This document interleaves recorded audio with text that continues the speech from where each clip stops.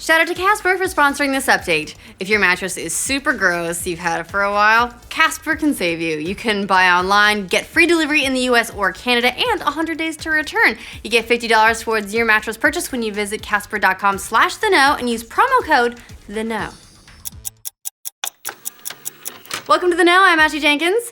Mass Effect Andromeda reviews aren't due out until next week, but some early impressions are leaking just a little bit ahead of schedule. Industry insider Shinobi602 dropped some tidbits on NeoGAF that he's heard from one of the industry's many reviewers, and so far the signs are pretty good. According to Shinobi's source, the game's side quests function much more like Horizon Zero Dawn than Dragon Age Inquisition. Yay! That the game is running very well on PS4, minus the occasional slowdown. The Tempest is fun to explore, and most importantly, the game's characters feel like worthy additions to the Mass Effect universe, and that's a pretty high bar, so I think we can all agree that that's a good sign.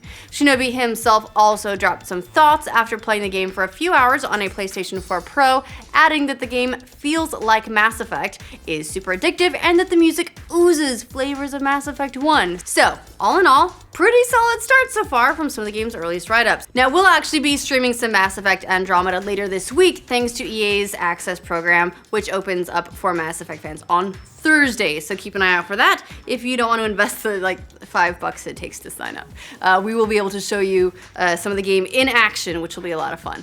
Really, it's just an excuse for us. Last week, Nintendo COO Reggie Fils-Aimé gave us some hints about the likelihood of Smash Brothers hitting the Switch, and now we've got even more indicators that we could be getting an announcement pretty soon. Users on NeoGAF spotted some changes to Nintendo's constantly updating CPSIA-compliant products, which are products that have been cleared for sale to children. The changes in question have to do with 4 new unannounced amiibo for the list, all of which happen to be Smash Brothers related. The 4 amiibo were apparently approved just last week.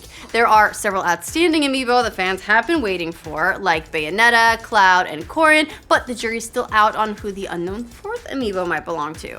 The timing of this approval, so close to the launch of the Switch, is of course fueling speculation that we will be hearing more about a Smash Brothers for the console very, very soon. Maybe E3? Come on, Nintendo, you gotta have some surprises for us coming up for June, right? I bet you do.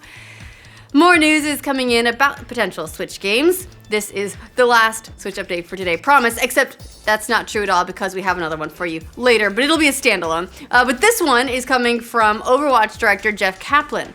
Rumors have been swirling about a Switch version of the popular shooter for months now, but Kaplan's made some comments that might put those to rest.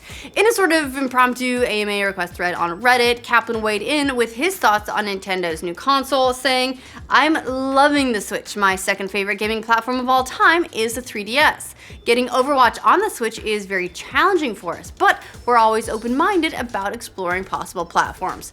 So, it's not a definite no, but it definitely is the arm's length approach that we've seen from a few other developers already. Maybe those early Switch sales that we're starting to see, and which you'll be hearing about in a full update from us today, will start to change some minds. Now, sticking with more Blizzard rumors, there's also some buzz that we might be getting a revisit to an old classic, and I think this will make a lot of people happy. Sports Soul is reporting that industry insiders in the esports world were treated to a special presentation at BlizzCon 2016 all the way back in November about a remastered version of Starcraft. According to Sports Soul, Starcraft Remastered will get its unveiling first in Korea, with an official announcement possibly coming as soon as next week. The report also claims the game will be launching in early summer or late spring this year, around May or June. Now, we reported recently that No Man's Sky just got a huge update which added planet-exploring vehicles, permadeath mode, and a bunch of other features. But developer Hello Games wasn't done there. GameSpot reports that the developer has already updated the update. It's the updateception, removing a big restriction from your exocraft vehicles. Now, previously, in the original update, your vehicles could only be used on your designated home planet. But with the update, you can now build vehicles on any planet, which is good since the theme of the game is exploration and finding new planets, provided you also construct an appropriate garage-like structure. So just get out there and drive. I mean, there are, what is it, 18 billion? There's a lot, billions, trillions even, of planets out there that you can explore and see if they're still all the same. Nvidia's new high-end GPU card, the GeForce GTX 1080 Ti, is out, and one reviewer calls it a, quote, beast. The new card retails for upwards of $850 currently on Amazon, and GameSpot's reviewer said it blows away any other GPUs he's tested. He wrote that the card tore through demanding graphics workloads with ease. Now, even tested on a moderately equipped gaming PC, GameSpot said that the card was ultra impressive. The reviewer wrote, "It felt like the beast was taunting us as we performance tested it, slowly raising its hand and extending a vertical palm as if to say to our massive and overclocked reference card, oh please." So there you have it. If you're a hardcore gamer with a lot of disposable income, you now have a new holy grail, and we will all thank you for it, as we will get them in like 2 or 3 years. Are you a 90s kid looking for something to marathon binge? Ready for a blast from the past? You just want to like have something on the screen, like, you know, to keep you company while you're working or studying? Well, Twitch has you covered, and not just with games this time. The game streaming service is going to be showing all 831 Mighty Morphin episodes of the Power Rangers starting, well, it actually started this morning, so you've already missed a couple, you're behind.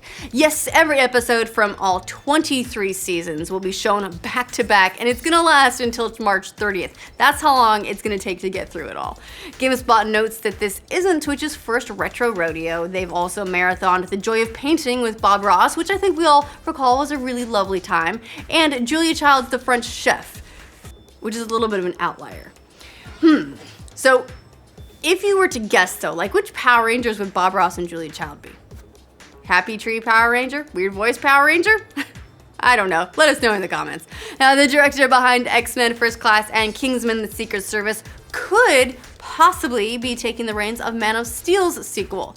Collider reports that director Matthew Vaughn is in talks with Warner Brothers to direct Man of Steel 2, but it's still in the early stages. But even if this movie doesn't work out, Warner Brothers is still interested in Vaughn to possibly direct another movie in the DC universe.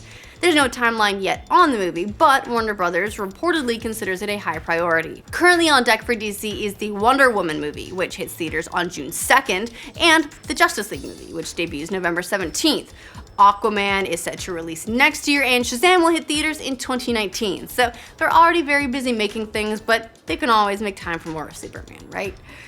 Now, everyone's favorite robot submarine is about to go on its first adventure. Yes, the small yellow research sub known as Boaty McBoatface is being sent on its first Antarctic mission, according to The Guardian. Now, if you've forgotten how Bodie got its awesome name, it dates back to last year when the UK's Natural Environment Research Council asked the public to, well, suggest names for its new polar research ship. A former BBC radio personality suggested Boaty McBoatface, and then that caught on with the entire internet, and it won by a huge margin. The unamused NERC instead named the research ship after the British naturalist Sir David Attenborough, but as a compromise, the council gave the Bodie name to the remotely operated sub. Come on, guys, Boaty McBoatface is the best name ever. I mean, look, we love Sir David Attenborough, but come on. This was fun. Don't ask the internet for things if you don't want to end up with names like Hitler did nothing wrong, because that's what you end up with. Wasn't there? That was one. There was like the Mountain Dew one. What are the chip ones? Look, the internet's never gonna name anything serious. If you're gonna go to the internet for names, be prepared for what you're gonna get. Gushing Granny. Gushing Granny. That was the Mountain Dew one. Oh God, Gushing Granny. We were gonna name a sewage treatment facility in Austin after Fred Durst. There you go. All right, in its first mission, Bodie is going to be investigating water flow and turbulence in a region of the Southern Ocean. Its data will help scientists understand how the ocean is reacting to global warming. Bodie leaves for its mission on March 17th, and Godspeed, Bodie. Do good work, get home safe, keep your boat face intact. All right, that's all the news we have for you guys today. Let us know what you think of all the stories in the comments, but especially what kind of Power Ranger Bob Ross would be. Let us know all that stuff down in the comments. Make sure you like this video so you'll get news from every corner of the internet every day. And if you're new around here, subscribe to the Know. Thanks to Casper for sponsoring this update. Look, you spend like a third of your life in your bed. More if you play games in bed like some of us. Personally, I'm of the belief that anything less than 10 hours per night is severe hardship. And if you're gonna spend that much of your life lying around, you're gonna wanna be comfortable, right? And that's where Casper comes in. Casper combines springy latex foam and supportive memory foam to get just the right sink and bounce. A wink. They've even won awards for it, so you know it's good. It's easy to try out too. You can buy online, you get free delivery and returns in the US and Canada for a full 100 days, and you get $50 towards a new mattress when you go to casper.com/theknow and use promo code THEKNOW. And then when you sleep, think of us.